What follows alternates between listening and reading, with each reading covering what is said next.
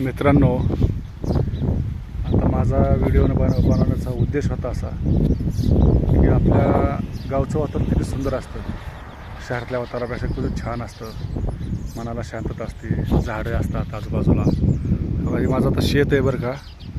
तुम्हाला खरं जर आवडलं ना तर तुम्ही लाईक करा, शेअर करा.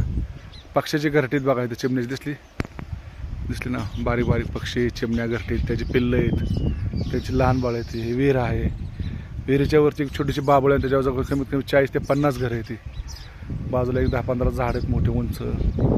तर आपण जे जीवन जगतो ना, जीवनशैली जगतो, शहरात लोक जातात बघा, पैसे कमवण्यासाठी जातात, प्रदूषण असतं शहरामध्ये, धूळ असते, कळलं का, बिल्डिंग अटॅच असतात, स्वच्छ पाणी नाही, स्वच्छ हवा नाही, आपण जे अन्न खातो ते केमिकलयुक्त आहे का चांगलं आपल्याला माहीत नसतं. पण गावाकडची तुलना नाही होऊ शकत.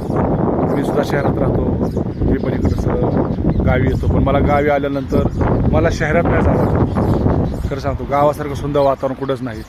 आता हे चिमण्या वगैरे बघा ना, हा आपल्या निसर्गाचा किती महत्त्वाचा घटक आहे. जसं आपल्याला राहावं वाटतं, खावं वाटतं चांगलं मस्तपैकी, आपलं जीवन चांगलं जावं वाटतं, सुखी राहावं वाटतं, आपल्याला आनंदी राहावं वाटतं, तसं हे पण चिमण्याचं जीवन आहे. हो, चिमण्या, पाखरं, पक्षी, प्राणी, कळलं का, प्रत्येक प्राणी असेल, कुठले असेल, कुत्रा, मांजर, गाय असेल, प्रत्येक हा प्राणी हा निसर्गात अतिशय महत्त्वाचा घटक आहे. प्रत्येकाला जगावंसं वाटतं, प्रत्येकाचे सुख आहे, प्रत्येकाचं घर आहे. कुठल्याही प्राण्याची विनाकारण हत्या करू नका, कुठल्याही प्राण्याला मारू नका, झाडं तोडू नका, कळलं का. जंगलाचं प्रमाण जास्त झालं पाहिजे, झाडे लावा, झाडे मोठी करा, कळलं का. आणि हे सुंदर जीवन आहे ना, प्राण्यांना त्यांना देऊन टाका.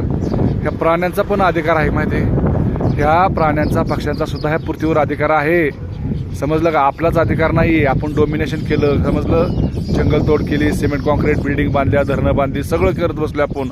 आपल्याला पैशाचा एवढा हव्यास झालेला आहे, एवढा स्वार्थ आहे आपण मनुष्य प्राणी, की त्याला तो काही बघा नाहीच. झाडं बघा नाही, घरटी बघा नाही, काय नाही, सगळं डोंगर फोडून टाकायला लागला आहे जिकडं तिकडं. फक्त पैसा पाहिजे, प्लॉटिंग पाहिजे, कळलं, कोट्यावधी बॅलन्स पाहिजे मला.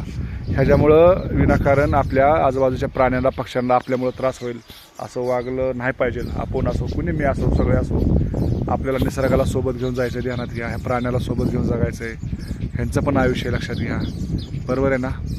शेवटी कसं असतं, जीवस्य जीवनम. आपण जर दुसऱ्याचा जीव ओळखला, आपल्याला जसं आपल्याला वाटतं की आपली लहान बाळं चांगली राहावीत, सुखी राहावीत, तसं ह्या पण पक्षाला वाटतं, ध्यानात घ्या. ह्यांना TV नको आहे, कॅम्प्युटर नको आहे, बँक बॅलन्स नको आहे, अकाउंट नको आहे बँकेमध्ये, ह्यांना पैसे नको आहे, फक्त नैसर्गिक अधिवास पाहिजे, आणि तो फक्त ह्यांना झाडांमुळेच भेटणार आहे, कळलं का. तर कृपया झाडं तोडू नका, प्लॅस्टिकचा वापर करू नका, निसर्गावर प्रेम करा, प्राण्यांवर प्रेम करा, कळलं का, आईवडिलांवर प्रेम करा. हेच अंतिम सत्य आहे, लक्षात घ्या.